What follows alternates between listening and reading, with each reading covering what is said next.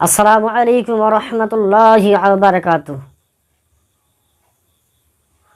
নাহমাদুহু ওয়া নাসাল্লি আলা রাসূলিহিল কারীম, আম্মা বা'দ। ফাউযু বিল্লাহি মিনাশ শাইতানির রাজীম। বিসমিল্লাহির রহমানির রহিম। কুল্লু নাফসিন যায়িকাতুল মাউত।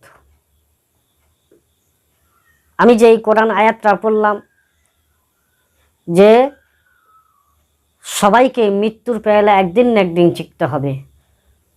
পশু পাখি কীট পতঙ্গ মানুষ সবাইকে মৃত্যুর স্বাদ একদিন না একদিন চিখতে হবে।